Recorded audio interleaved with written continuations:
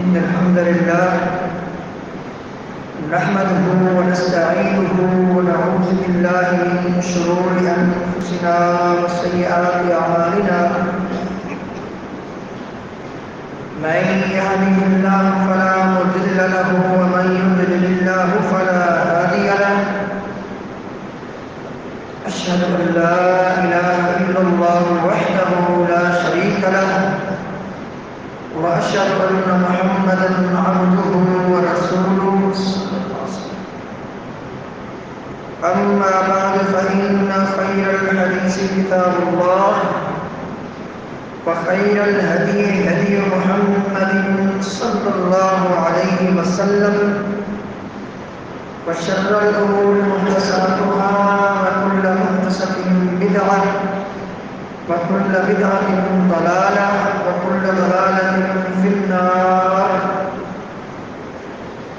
اللهم صل على محمد وعلى آل محمد كما صليت على إبراهيم وعلى آل إبراهيم إنك حميد مجيد. اللهم بارك على محمد وعلى آل محمد كما باركت على إبراهيم وعلى آل إبراهيم إنك حميد مجيد. فأعوذ بالله من الشيطان الرجيم. بسم الله الرحمن الرحيم. يا أيها الناس اتقوا ربكم الذي خلقكم من نفس واحدة وخلق منها زوجها وبث منهما رجالا كثيرا ونساء واتقوا الله الذي تساءلون به والأرحام إن الله كان عليكم رقيبا. يا أيها الذين آمنوا اتقوا الله حق تقاته ولا تموتن إلا وأنتم مسلمون. يا أيها الذين آمنوا اتقوا الله وقولوا قولا سديدا يصلح لكم أعمالكم ويغفر لكم ذنوبكم ومن يطع الله ورسوله فقد فاز فوزا عظيما. قال الله تبارك وتعالى إن الذين آمنوا وعملوا الصالحات إنا لا نضيع أجر من أحسن عملا.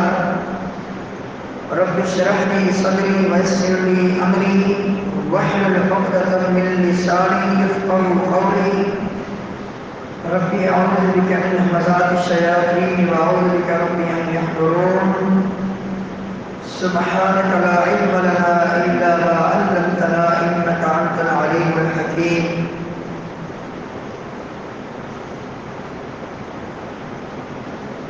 خدمت خلق یہ ایک بہت بڑا کام ہے، بہت بڑی نیکی ہے. انسانیت کی خدمت کرنا، انسانوں میں سے جو کمزور ہیں ان کا سہارا بننا، مریضوں کو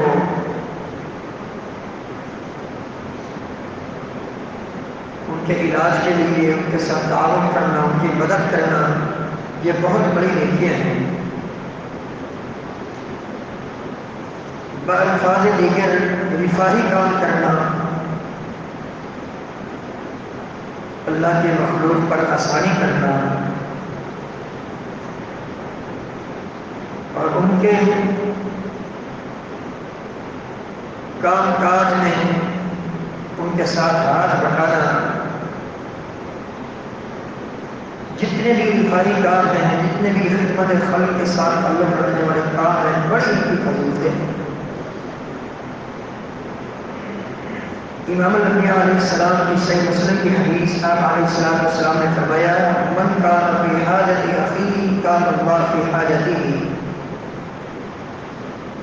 جو اپنے کسی بھائی کی مدد کرتا ہے، اس کے کام کاج میں اس کا ہاتھ بٹاتا ہے، اس کی حاجت پوری کرتا ہے، اللہ تعالیٰ اس بندے کا کام کرتا ہے. اسی طرح آپ علیہ السلام نے فرمایا من یسر علی معسر یسر اللہ علیہ فی الدنیا والآخرہ،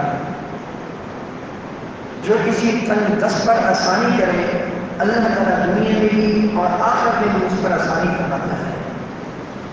واللہ فی عون العبد ما کان العبد فی عون اخیہ، اللہ تعالیٰ اس وقت تک اپنے بندے کی مدد میں رہتا ہے جب تک وہ اپنے بھائی کی مدد کرتا رہتا ہے۔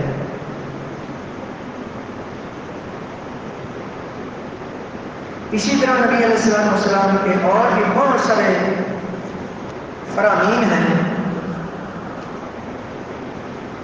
جن میں خدمت خلق کو بہت ہی زیادہ سراہا گیا ہے۔ ایسے لوگوں کی بہت زیادہ حوصلہ افزائی کی گئی ہے، ہاسپٹل بنانا، اسی طرح دیگر رفاہی ادارے کھولنا، لوگوں کے کام آنا، بیواؤں کی سرپرستی کرنا اور ان کا سہارا بننا، یتیموں کے سر پر شفقت کا ہاتھ رکھنا، بڑی فضیلتیں ہیں ان کاموں کی۔ مظلوم کی مدد کو پہنچنا، اللہ تعالیٰ نے اپنے مقدس کلام میں یہ بات بیان فرمائی ہے ان لوگوں کے بارے میں جو وہ کام کرتے رہتے ہیں جو فرض تو نہیں ہے، ان کا تعلق نوافل سے ہے، لیکن ایک بندہ ان کاموں کو بھی اختیار کرتا ہے۔ فَمَن تَطَوَّعَ خَيْرًا فَإِنَّ اللَّهَ شَاكِرٌ عَلِيمٌ، اللہ تعالیٰ ایسے لوگوں کی نیکیوں کی قدر کرنے والا ہے۔ یقیناً یہ چیزیں بہت بڑی نیکیوں کے ساتھ تعلق رکھتی ہیں، بہت بڑی مخلوق کی خدمت ہے، اس سے کسی کو بھی انکار نہیں ہے۔ لیکن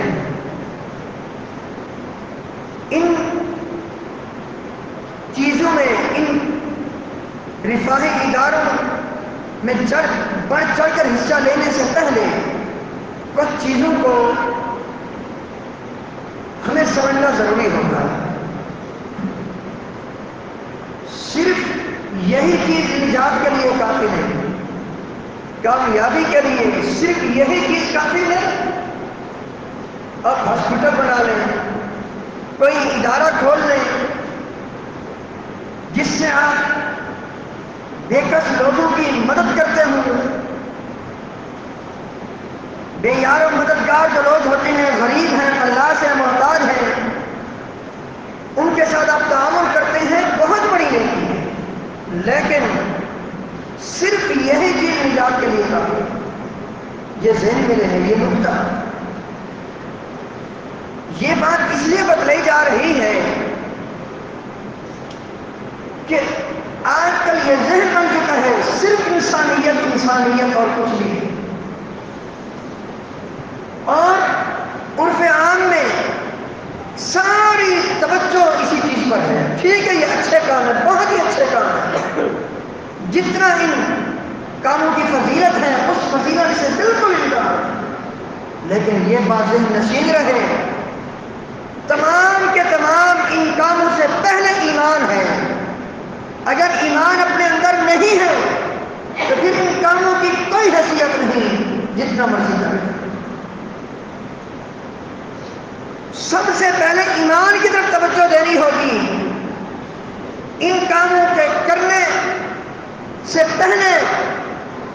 پہلی اور بنیادی شرط ہے کہ یہ کام کرنے والا تب اس کو فائدہ ہوگا جب وہ مسلمان ہوگا۔ ان کاموں کے کرنے کا فائدہ صرف اور صرف مسلمانوں کو ہوگا، کسی کو نہیں۔ غیر مسلم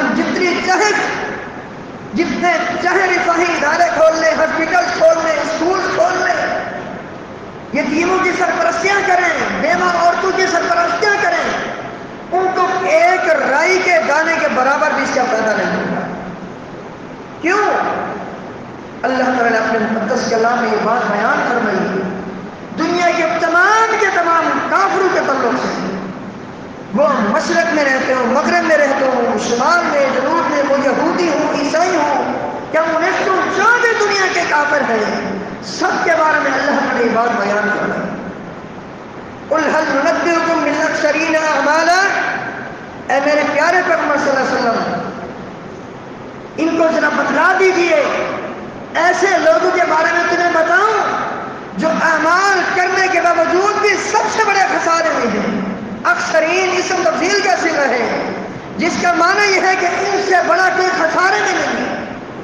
اسم تفضیل کا صیغہ بھی اکثرین اعمالا، اعمال کرنے کے باوجود، نیکیاں کرنے کے باوجود، رفاہی کام کرنے کے باوجود، یہ حقیقت یہ اسی طرح اسکول اور یتیموں کی کفالت کے ادارے، بیوہ عورتوں کے سہارے کا سہارا بننے کے لیے ادارے کھولنے والے جتنے بھی دنیا کے کافر ہیں، غیر مسلم ہیں، سب کو اللہ تعالیٰ نے سب کے تعلق سے فرمایا بتلا فرما دیجیے بالاکثرین اعمالا، ایسے لوگوں کے بارے میں بتلاؤں جو نیکیاں کرنے کے باوجود، یہ ادارے یہ رفاہی کام کرنے کے باوجود خسارے میں ہیں، ناکامی میں ہیں، ناکام و نامراد ہیں، اور ان سے بڑا کوئی خسارے میں نہیں ہے.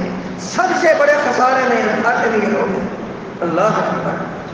اللہ کون لوگ ہیں؟ الذین ضل سعیہم فی الحیات الدنیا، وہ لوگ جن کی محنتیں، کوششیں، کاوشیں، ان کی ساری کی ساری محنتیں دنیا ہی میں ضائع ہو گئی. وہم یحسبون انہم یحسنون صنعا، وہ یہ سمجھ رہے ہیں کہ ہم بہت اچھا کر رہے ہیں، بڑے بڑے ہم نے ادارے کھول دیے، بڑے ہم غریبوں کی سرپرستی کرنے والے ہیں، مظلوموں کا ساتھ دینے والے ہیں، بے کس لوگوں کی مدد کو پہنچنے والے ہیں، بڑے نیکی کے کام کر رہے ہو، یہ سمجھتے ہیں. وَهُمْ يَحْسَبُونَ أَنَّهُمْ يُحْسِنُونَ صُنْعًا، وہ یہ گمان کرتے ہیں کہ بہت اچھا کر رہے ہیں. اللہ اکبر. یہ کون لوگ ہیں؟ اللہ اکبر. جن کی دنیا میں نیکیاں ضائع ہو گئی، محنتیں، کوششیں، کاوشیں خاک میں مل گئی. اولئک الذین کفروا بآیات ربہم، یہ وہی لوگ ہیں جو اپنے رب کی آیات کے منکر ہیں. اولئک الذین کفروا بآیات ربہم ولقائہ، جن کا آخرت پر ایمان نہیں ہے، یوم آخرت پر ایمان نہیں ہے، اپنے رب پر ان کا ایمان نہیں ہے. تو فرمایا فلا نقیم لہم یوم القیامۃ وزنا، ان لوگوں کے لیے کل قیامت کے دن ہم نے تو ترازو ہی کیا نہیں کرنا، بغیر حساب و کتاب کے یہ لوگ جہنم میں ہیں. فلا نقیم لہم یوم القیامۃ وزنا. اے اللہ کتنے دن کے لیے، کتنے عرصے کے لیے، کتنے سالوں کے لیے؟ فرمایا خالدین فیہا، ہمیشہ ہمیشہ کے. اولئک الذین کفروا بآیات ربہم ولقائہ فحبطت اعمالہم فلا نقیم لہم یوم القیامۃ وزنا. اور فرمایا ذالک جزاؤہم جہنم بما کفروا، یہی ان کی سزا ہے، یہ ہمیشہ ہمیشہ جہنم میں جلتے رہیں گے، سڑتے رہیں گے، جہنم میں پڑے رہیں گے. کلما نضجت جلودہم بدلناہم جلودا غیرہا ليذوقوا العذاب، جب ان کی کھالیں، ان کے چمڑے جب جہنم کی آگ میں جل جائیں گی، ہم اور کھالیں بنا دیں گے. تو رفاہی کام جو ہیں ان کے فضائل میں کسی کو کوئی انکار نہیں، لیکن سب کچھ اسی کو سمجھ لینا، اور حتیٰ کہ جو غیر مسلم بڑے بڑے ادارے کھول کے بیٹھے ہوئے ان کو بھی حق پر قرار دینا یہ بہت بڑی غلطی ہے. سب سے پہلے ایمان ہے، ایمان کے بعد اب خدمت خلق ہے. جب ایمان نہیں ہے تو کچھ بھی نہیں. فرمایا ان الذین کفروا، وہ لوگ جنہوں نے کفر کیا، اللہ تعالیٰ نے نام لے کر کہا، حالانکہ ان الذین کفروا میں دنیا کے سارے کافر آ گئے، کوئی دنیا کا کافر نہیں رہا. ان الذین کفروا کہہ کر جو اللہ تعالیٰ نے فرمایا ہے دنیا کے سارے کافر آ گئے. لیکن بات کی اہمیت کے پیش نظر فرمایا من اہل الکتاب، خاص کر جو اہل کتاب کے کافر ہیں، یہودی ہیں، عیسائی ہیں.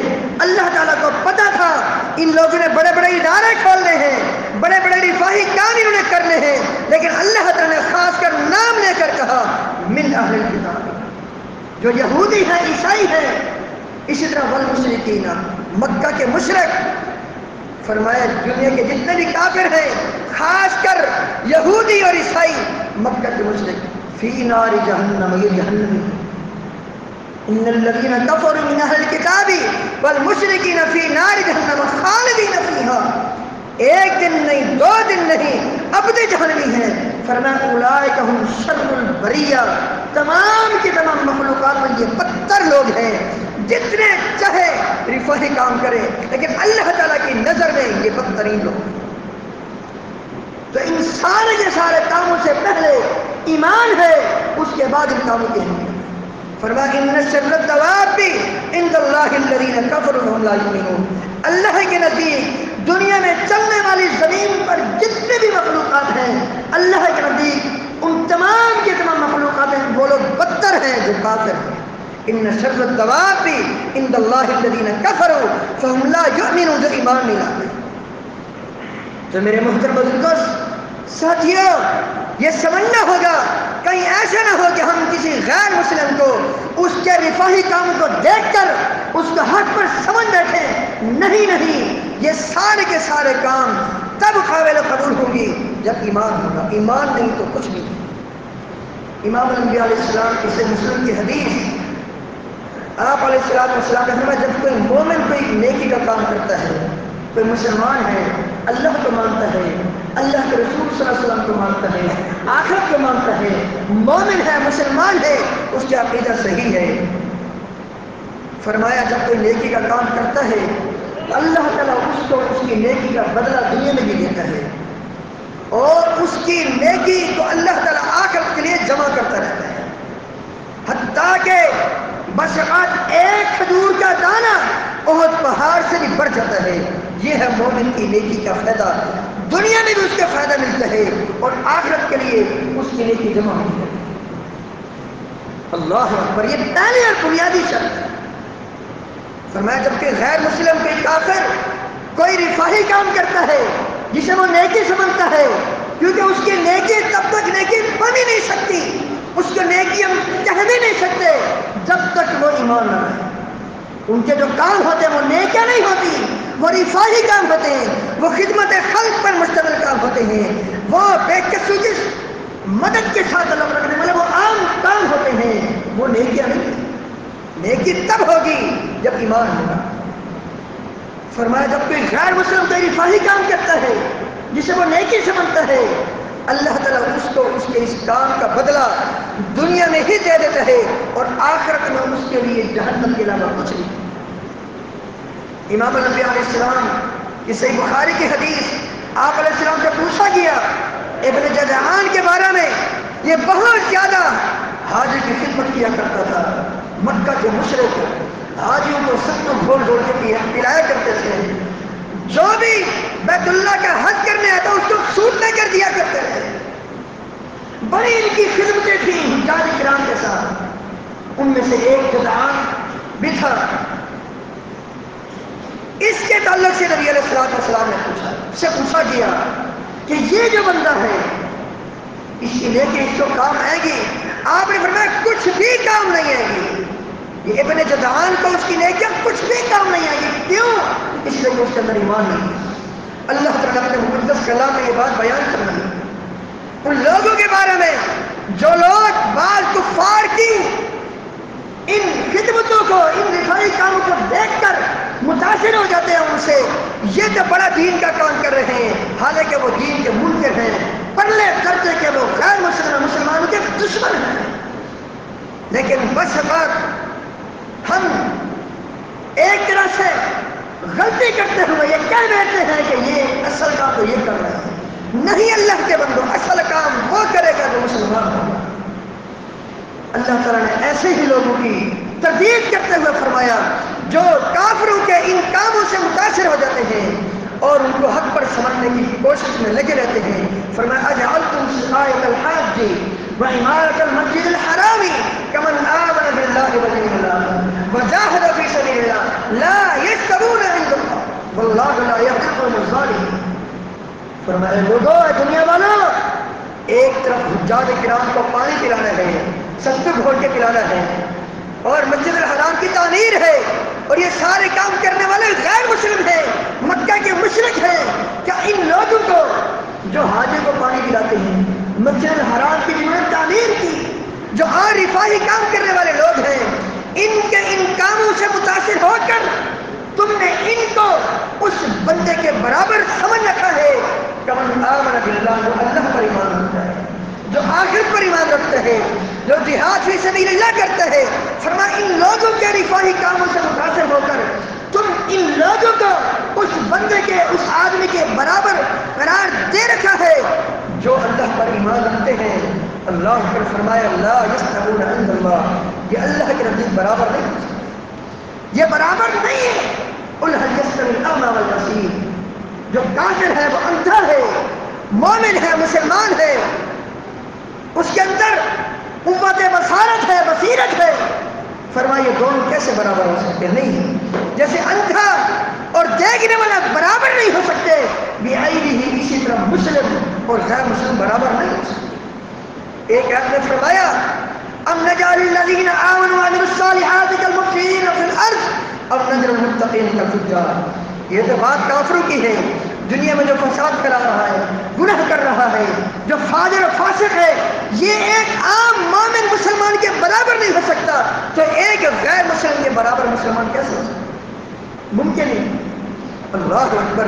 اللہ تعالیٰ نے ایک اور آیت میں بالکل واضح طور پر ایسے ہی لوگوں کی تردید فرمائی جو کافروں کے بعد رفاہی کام دیکھ کر ان سے متاثر ہو جاتے ہیں۔ قرآن بھرا پڑا ہے ان باتوں سے۔ اللہ اکبر۔ امام الانبیاء علیہ السلام کی طرف اللہ تعالیٰ نے آپ کو خطاب فرمایا اور کہا کہ اے میرے پیارے پیغمبر صلی اللہ علیہ وسلم، آپ دنیا والوں کو یہ میری بات بتا دو، ان الذین کفروا، یقیناً وہ لوگ جنہوں نے کفر کیا، وماتوا وہم کفار، کفر کی حالت میں مر گئے، ان کی موت کفر پر آئی، ایمان نہیں لائے، ایمان لانے سے پہلے کفر ہی کی حالت میں دنیا سے چلے گئے، ایمان کی توفیق نہیں ملی۔ فرمایا فلن یقبل من احدهم ملء الارض ذهبا، یہ تو ان کے رفاہی کام ہے، اگر ان میں سے کوئی دنیا میں کسی کو پوری زمین سونے کی بنا دی جائے اور قیامت کے دن اگر کوئی ایسا ہو جو کفر کی حالت میں دنیا سے چلا گیا، پوری زمین اسے سونے کے برابر بنا کر دے دی جائے اور اسے یہ کہا جائے کہ اگر یہ زمین تم اللہ کے راستے میں خرچ کرنا چاہو گے تو کرو گے، اور وہ حامی بھر لیتا ہے، لیکن اس سے یہ بھری ہوئی سونے کی زمین قبول نہیں ہوگی۔ فَلَن يُقْبَلَ مِنْ أَحَدِهِمْ مِلْءُ الْأَرْضِ ذَهَبًا وَلَا يُفْتَدَىٰ بِهِ، ان کی جو بھری ہوئی زمینیں سونے کے بھی کفر کی موجودگی میں قبول نہیں ہوگی، قابل قبول نہیں ہوگی۔ ہم نے ان کے چند ٹکوں کے رفاہی کاموں کو دیکھ کر ان سے متاثر ہوگا، بھری ہوئی زمین سونے کی قبول نہیں ہوگی۔ فرمایا اولئک لہم عذاب علیم، یہی لوگ ہیں جن کے لیے درد دینے والا عذاب ہے، وما لہم من ناصرین، وہاں ان کا کوئی مددگار نہیں ہوگا۔ ان الذین کفروا، ایک اور آیت میں فرمایا یقیناً وہ لوگ جنہوں نے کفر کیا اور کفر کی حالت میں دنیا سے چلے گئے، فرمایا بآیاتنا سوف نصلیہم نارا، جنہوں نے ہماری آیات کا انکار کیا، ان قریب یہ لوگ جہنم میں جائیں گے اور وہاں جلتے رہیں گے، سڑتے رہیں گے، چیختے رہیں گے، چلاتے رہیں گے، لیکن وہاں کوئی فائدہ نہیں۔ تو میرے محترم بزرگوں ساتھیوں، ان سارے کے سارے کاموں کا فائدہ تب ہوگا جب بندے کے اندر ایمان ہوگا۔ اگر ایمان نہیں ہے تو کچھ بھی نہیں ہے، ایمان ہے تو پھر فائدہ ہوگا۔ امام الانبیاء علیہ السلام کی صحیح مسلم کی حدیث، آپ علیہ السلام غزوہ بدر کی طرف جا رہے ہیں، سن 2 ہجری، رمضان کا مہینہ ہے، بدر کے مارکے کی طرف رواں ہیں۔ راستے میں ایک غیر مسلم ملا، بڑا طاقتور، مضبوط، ہٹا بڑا طاقتور ایک کافر آپ علیہ السلام کے پاس آیا اور آ کر ریکویسٹ کی، اے محمد، کیونکہ اللہ کے رسول صلی اللہ علیہ وسلم کے رسول کو تو مانتا نہیں تھا، میں بھی آپ کے ساتھ جانا چاہتا ہوں، مجھے بھی آپ اپنے ساتھ لے جائیں۔ آپ علیہ السلام نے فرمایا تم مسلمان ہے یا غیر مسلم ہے؟ اس نے کہا نہیں میں تو غیر مسلم ہوں۔ آپ نے فرمایا فلن استعین بمشرک، جاؤ مجھے کسی مشرک کی مدد کی کوئی ضرورت نہیں، جاؤ تمہارے اسلام کا فائدہ ہی نہیں ہوگا۔ وہ بندہ پھر گیا آپ کے پیچھے آگے جا کر پھر ملاقات کی، یہی بات کی، میں آپ کی خدمت کے لیے آیا ہوں، آپ کے ساتھ تعاون کے لیے آیا ہوں، میں بڑا بہادر ہوں، میری جسامت اور قامت آپ دیکھ رہے ہیں، آپ کے پاس جماعت کی بہت ہی زیادہ قلت ہے، آپ کمزور ہیں، ادھر 319 ہے ادھر 1000 ہے. کتنی ضرورت تھی افرادی قوت بڑھانے کی، مضبوط کرنے کی، لیکن پھر بھی نبی علیہ السلام نے اس سے یہی پوچھا مومن ہو، مسلمان ہو یا غیر مسلم ہو؟ اس نے کہا نہیں میں تو مسلمان نہیں ہوں. آپ نے فرمایا فلن استعین بمشرکین، جا مجھے مشرک کی مدد کی کوئی ضرورت نہیں. تیسری بار یہ بندہ آیا، اللہ اکبر. پھر آ کر کہا اس نے کہ میں آپ کی مدد کے لیے آیا ہوں، مہربانی فرمائیں. آپ کی منتیں کرنے لگا مہربانی فرمائیں مجھے بھی ساتھ لے جائیں. آپ نے مسلمان ہو؟ اس نے کہا اشہد ان لا الہ الا اللہ واشہد ان محمد رسول اللہ. کلمہ پڑھا، مسلمان ہوا. آپ نے فرمایا اب تم میرے ساتھ جا سکتے ہو. کتنی بڑی دلیل ہے اس بات کی، اور کتنا بڑا رد ہے ان لوگوں کا کہ جب کوئی بندہ ایمان نہ لائے، ایمان کے بغیر کوئی نیکی کا کام کرے کچھ نہیں اس کا پتہ ہے. اور ساتھ ساتھ یہ واقعہ ان لوگوں کے لیے بھی ایک طرح سے ان لوگوں کا بھی رد ہو جاتا ہے جو غیر مسلموں کے رفاہی کاموں کو دیکھ کر متاثر ہو جاتے ہیں ان سے، ان کا بس اوقات حق پر سمجھنے لگتے ہیں. کتنا واضح یہ واقعہ ہے. آپ نے کہا کہ تم مشرک ہو، ہمارے ساتھ نہیں جا سکتے، واپس جاؤ، تمہیں کوئی اجازت نہیں ہے جہاد کرنے کی. لیکن جیسے اس نے کلمہ پڑھا، مسلمان ہوا، آپ نے فرمایا اب تم جاؤ، جا کر جہاد کرو. تو میرے محترم بزرگوں ساتھیوں، یہ رفاہی کام جتنے بھی ہیں ان کی جتنی فضیلتیں بیان کی جائے کم ہیں، لیکن سب کچھ اس کو نہ سمجھیں. اس سے پہلے ایمان ہے، عقیدہ ہے، عمل صالح ہے، تب جا کے ان چیزوں کا فائدہ ہوگا. اگر ایمان نہیں ہے، بغیر ایمان کے، بغیر عقیدے کی درستی کے، بغیر توحید کو اپنانے کے یہ کام کرتے رہیں گے کچھ بھی فائدہ نہیں. یہ پہلی اور بنیادی شرط ہے اعمال کے قبول ہونے کی. اللہ تعالیٰ نے قرآن پاک میں جہاں کبھی نیکیوں کا تذکرہ کیا ہے، نیکی سے پہلے ایمان کا تذکرہ کیا ہے. نیکیاں بعد میں ہے، پہلے ایمان ہے. فرمایا ان الذین آمنوا، یقیناً وہ لوگ جس ایمان لائے، وعملوا الصالحات، اور نیک اعمال کیے، کانت لہم جنات الفردوس نزلا، ان کے لیے جنت کے باغات ہیں اللہ تعالیٰ کے پاس. ان کی مہمان نوازی، یہ اللہ تعالیٰ کے مہمان ہوں گے، یہ جنت الفردوس میں داخل ہوں گے. کون؟ جو ایمان لے اور نیک اعمال کیے. من عامل صالحا من ذکر او انثی، مرد اور زن میں سے جو بھی نیکی کا کام کرے گا. پہلا شرط کیا ہے؟ فَهُوَ مُؤْمِنٌ، اس حال میں کہ وہ نیک ہو. یہ اولین شرط ہے نیکی کرنے کی. فَهُوَ مُؤْمِنٌ. فرمایا فَلَنُحْيِيَنَّهُ حَيَاةً طَيِّبَةً، ہم اسے دنیا کی زندگی بھی اچھی اس کی زندگی بنا دیں گے، اور آخرت کی زندگی بھی اس کی اچھی بن جائے گی. اللہ اکبر. اسی طرح دوسری شرط ان کاموں کی قبولیت کی یہ ہے ایمان کے ساتھ ساتھ عقیدے کی اصلاح ہے. کرنے والا یہ کام مشرک نہ ہو. اگر وہ مشرک ہوگا، بھلے اس نے کلمہ پڑھا، اللہ کو مانتا ہے، اللہ کے رسول کو مانتا ہے، آخرت کو مانتا ہے، اس کے باوجود اگر اس کے اندر شرک آ گیا تو تب بھی اس کی کوئی نیکی قابل قبول نہیں. وہ جتنے چاہے رفاہی ادارے کھول لے، وہ مدرسے کھول لے، وہ مساجد بنا لے، جو چاہے کر لے، یتیموں کی کفالت کے اسی ادارے کھول لے، اور بیوہ عورتوں کی کفالت کے ادارے کھول لے، کچھ بھی فائدہ نہیں ہوگا جب تک اس کا عقیدہ شرک سے پاک نہیں ہوگا.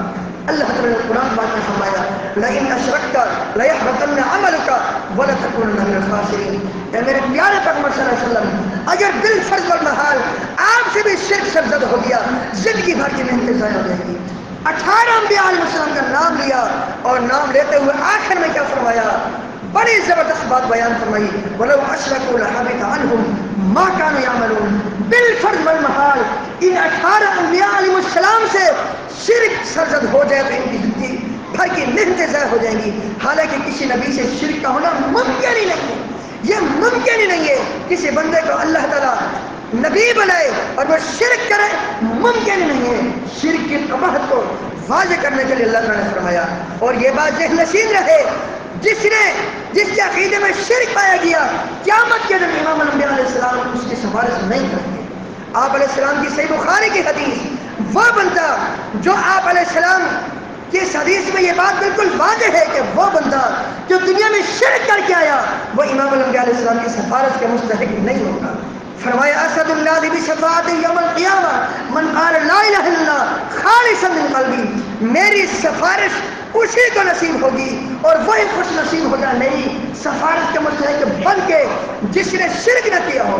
اور فرمایا من مات وهو يدعو من دون اللہ ندا دخل النار، صحیح مسلم کی حدیث ہے۔ فرمایا جو دنیا سے آیا بھلے اس نے پوری زندگی رکوع کیے ہوں، قیام کیے ہوں، نمازیں پڑھی ہوں، رفائی کام کیے ہوں، لیکن شرک کی حالت میں آیا، فرمایا دخل النار، یہ بندہ دنیا سے جاتے ہی جنت سے محروم ہو کر جہنم میں چلا جاتا ہے۔ فرمایا دو چیزیں واجب کرنے والی ہیں، ایک جنت کو ایک جہنم کو، توحید جنت کے واجب کرنے والی ہے اور شرک جہنم کو واجب کرنے والا ہے۔ اور پھر نبی علیہ الصلوۃ والسلام کی ایک اور حدیث صحیح بخاری کی اس بندے کے بارے میں جس کی موت توحید پر ہوتی ہے، عقیدہ توحید پر دنیا سے جاتا ہے، فرمایا یہ بندہ دنیا سے جاتے ہی جنت میں چلا جاتا ہے۔ ایک اور حدیث میں فرمایا من کان آخر کلامہ لا الہ الا اللہ دخل الجنہ، جس کو آخر میں کلمہ لا الہ الا اللہ نصیب ہو گیا، توحید پر اس کا خاتمہ ہوا، وہ جنت میں جائے گا۔